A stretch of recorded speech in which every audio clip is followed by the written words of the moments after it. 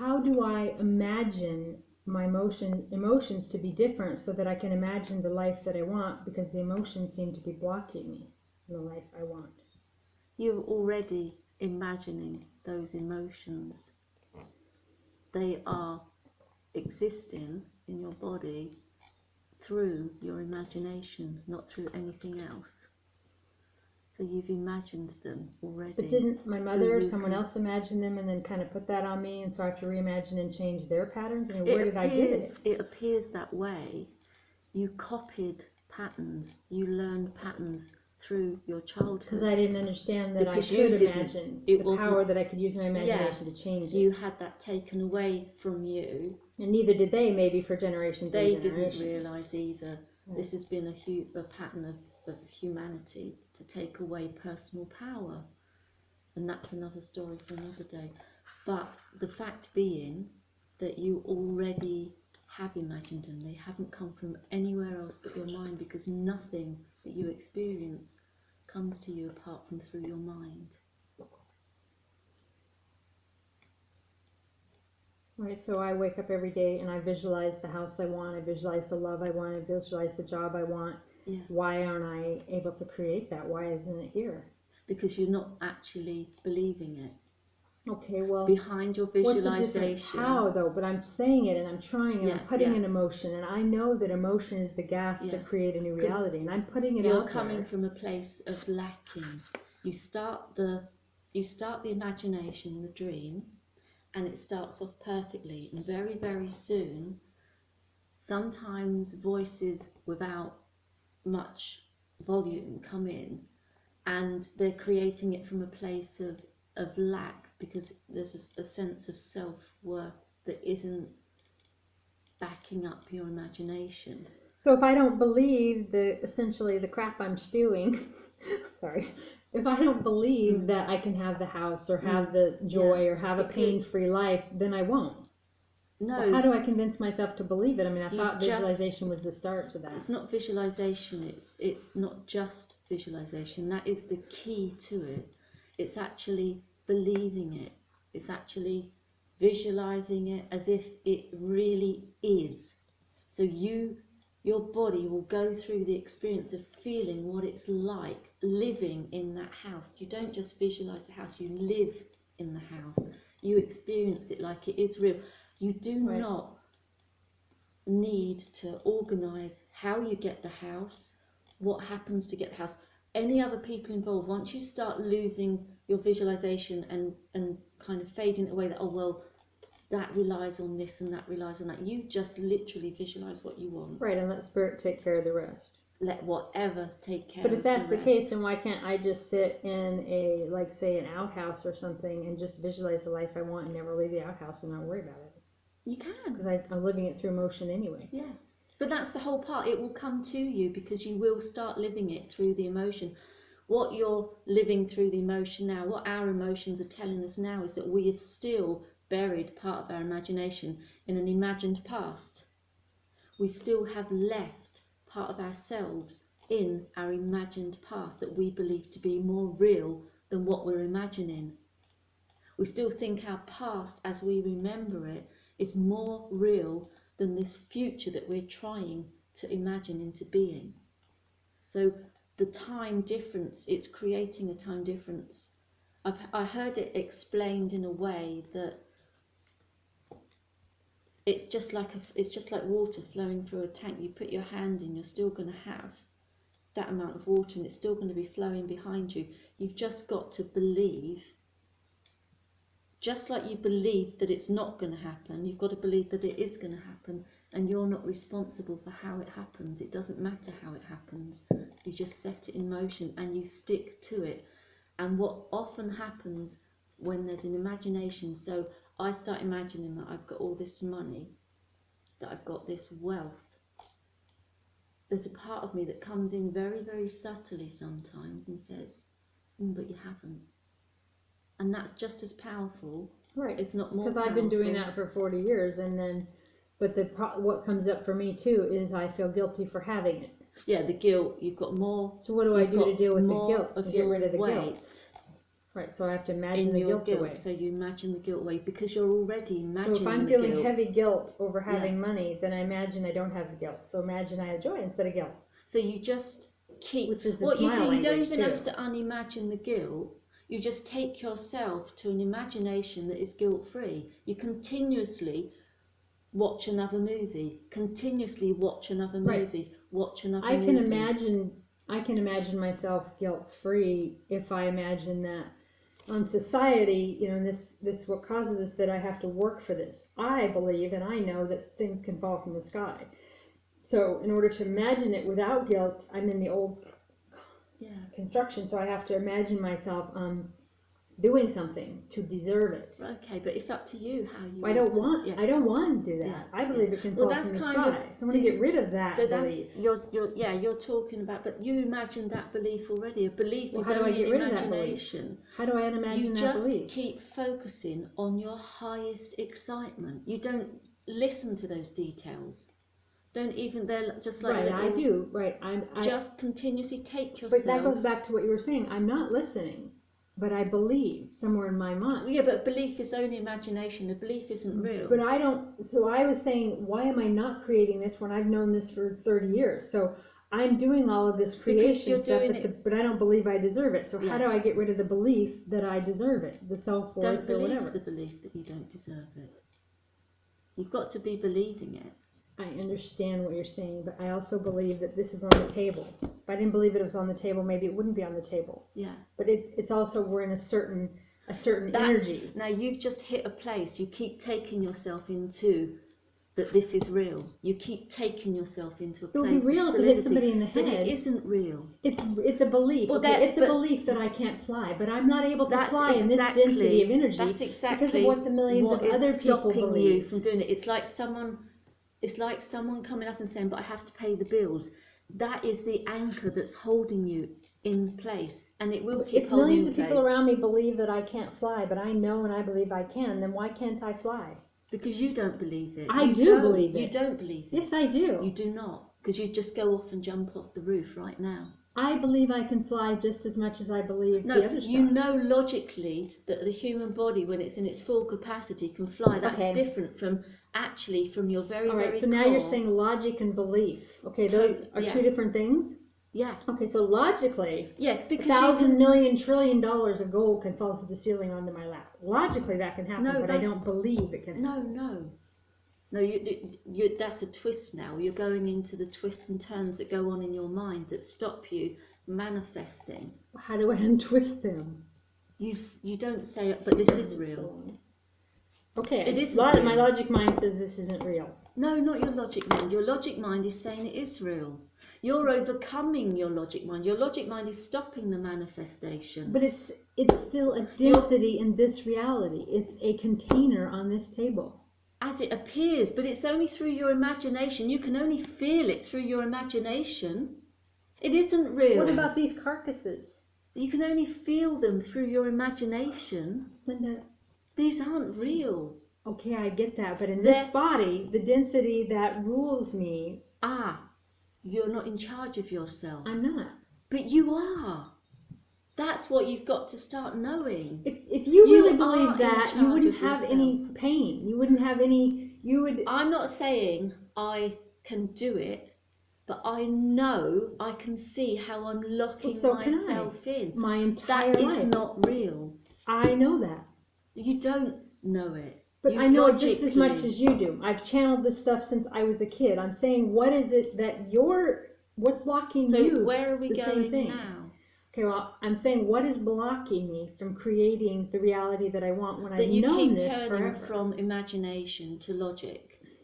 It keeps moving from imagination back to, but this is real. But I don't feel logical. Okay, forget the cell container. No, but that's really an interesting point, which actually we've been so programmed that blocks the manifestation. But I do know. No, we don't know. We imagine it's real. So what I'm working at now, I imagine. And I can imagine it differently. I can imagine it exactly how I want to imagine it.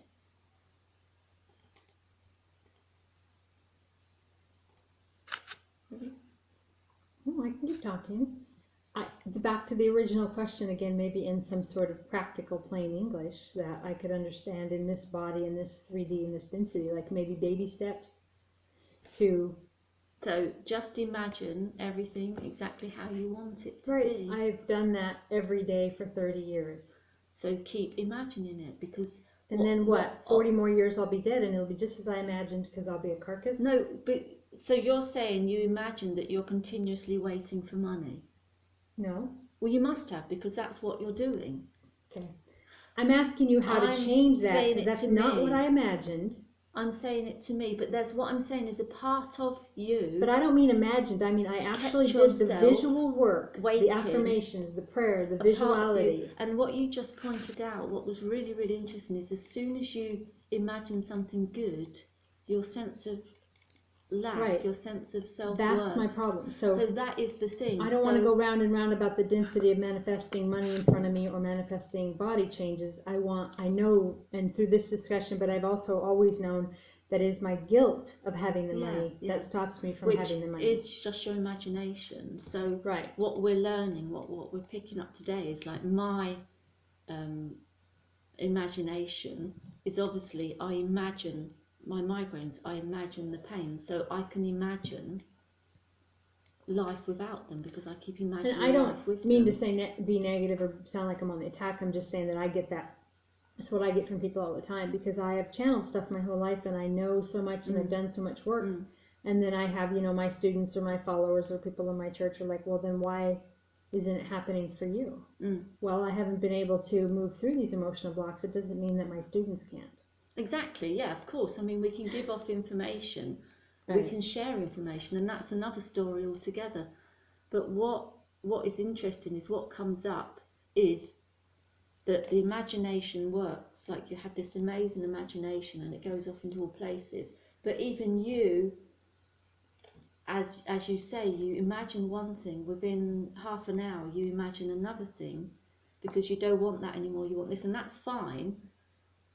But it seems to create a blockage in yourself. But what that then turns into is the idea that you don't deserve these things. Right, and that's what I've seen. So, like what I see in my issues are that I'm saying I want this stuff, I want this, I want that, but I have no emotion. So I know spiritually from my learning and my channeling and stuff that emotion is what's the gasoline, or it's what makes the visualizations bring into this world. So I'm thinking it and I'm feeling it, but my emotions are self-defeating. My emotions are angry, my emotions are sad, my emotions are guilt. And so I'm feeling these emotions, and so I feel these emotions say about not having the life that I want, and so I'm creating more of the life I don't want because my emotions are powerful. So I need to be able to shift my emotions in a powerful way to what I do want. And so that's what we're just saying. So use the imagination that we've been gifted with, that have already imagined this existence that we've got, to reimagine the emotions that we actually want to feel. So how? The same way that we imagine the ones we don't want to feel, through our imagination. So if I'm feeling guilty or I'm feeling anxious, and like I noticed this morning, it doesn't have a place because I'm not in a war zone and I might get shot, and I'm not so my anxiety is self-induced for no other reason than to hold me back. And for me it's the same thing, like even when I just take myself to bliss and joy, and even though it's not real, I fake it until it is real. So in doing what I want to do in a day, even if I prefer to be on the computer all day, I feel guilty about what I want to do, and then I pick some target, you or somebody else, and I say it's their fault. So I know I can manifest $1 billion, and then I feel guilty about having it, and so then I go back to the feeling. And I know how powerfully spiritual I am, because when I sit down with spirit and really create something, I make it happen right now. And so it's really a difficulty for me to, and I know saying it maybe creates more of a difficult, but I get really, I have trouble, I forget what I'm saying. I'm trying to manifest things into my life but I'm blocking them with self-worth and with self-esteem and with not believing that I deserve them. But at the same time, then I go, oh, I believe I deserve them. But there's that belief that's deep, deep, deep inside that my mouth, my learning, my prayer, my conditioning, my imagination cannot seem to reach. And I need a different tool to get to it. So what you're saying then is you haven't got control over yourself. I guess so not. That's the key, because you actually have. That's the key. You've built a barricade so strong around, not purposely, but around protecting your lack of self-worth. It's so barricaded that you've already made sure that you can't even unlock it, but you can. And all you do is just keep imagining yourself in the best possible existence that you can possibly imagine. You just do it. As soon as those feelings come up, you put yourself into the best possible place you can. And I have created a lot of good things through what I've known I'm doing. But this next level is so big that I just keep running up against these human factors of, guilt and shame. And then when you bring things into your life and all of these people and family and things come from all these corners, and then they want from you like a bunch of, piranhas or whatever, when they weren't with you when you didn't have it. So it stems from love and not being loved and abandoned too, because it's like I have billions of dollars coming in every week. All of a sudden my family and my old friends love me. Everyone will love you. I don't want them to love me for that, and so then I keep the good away from me so that I don't feel that. But this is something, I'm just going to say one more thing. This is something that I see in myself when I psychically channel. It's not saying that my human self knows how to deal with it. So what is good is you are actually holding yourself in a place of protection already, because you know you can't actually deal with that.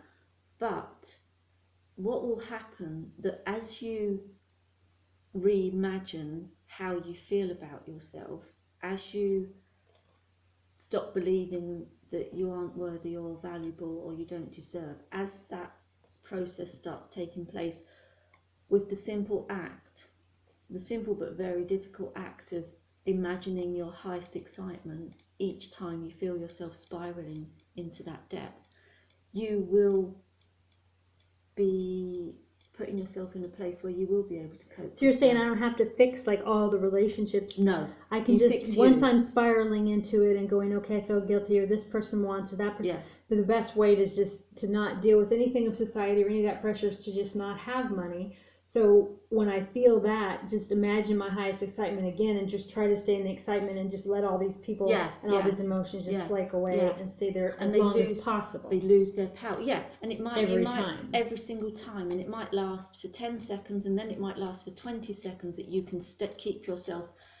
And what these other things, because they're all part of your imagination, you are taking control of your imagination. And that's what we need to learn to do. Right, and as I'm trying to teach other people to do, and what I'm, because I've been doing that my whole life, but I have control of my imagination, and I've created my reality, and I've done law of attraction, and I do all of these things, and I create a good life for myself. But I don't create a blissful, joyful. I just create survival, and then I still punish myself. And I am doing, in some ways, a similar thing. I take myself to a certain limit, because that's my limit of self-worth. Right, because you don't believe you deserve any more. So how do we get past the limit of self-worth? Just keep believing the joy. Just keep going. So for instance, I start off visualising that I've got this access to this most beautiful beach, and the sun's shining, and my it always goes tanned when it's on a beach, and I'm swimming and I'm free, and then that's kind of easy to start visualising. Then I can build up on it. What makes me even more excited than that? Okay, I've got this amazing house, and it just comes down onto the beach. And you don't have any stickiness on your body for the beach, and you don't have any... No, it's perfect. Not too much heat, just the perfect temperature. It is so perfect. It's like there's no sand hanging on me. There's no... you know, it's just, and I've just got these just beautiful silk like sarongs, and I'm just walking up and down the beach. There is no such thing as not the perfect. Because when I imagine myself like that, then I feel guilty because I'm not doing anything, and also because I've done that with long periods. If you can see that the only thing you can do for yourself is to imagine your highest excitement. Right. That is all you can do. Right, if that's your excitement, right? Because that is Your not exciting highest- to me. your I'm highest bored to death excitement. walking Yeah. on the beach forever you and being wouldn't be. tan and happy. Your highest excitement It's something else. Yeah. Right. So, but keeping it to be your highest excitement. Your highest excitement. Because every time I spend that months and months on the beach, and everybody's like, "Oh, I wish I could do that," I'm thinking I'm bored to fucking death. But that's because that comes into the place of that isn't your highest excitement. Right. And you've got to go to what you might be out A boat, like sailboarding or whizzing along on a boat or in a racing car or, you know, skydiving. Right. That might be, but that's where you've got to take yourself. But you've got to keep going higher. So every time something comes in and says, but, there's no buts in this imagination. It's limitless. It's absolutely limitless.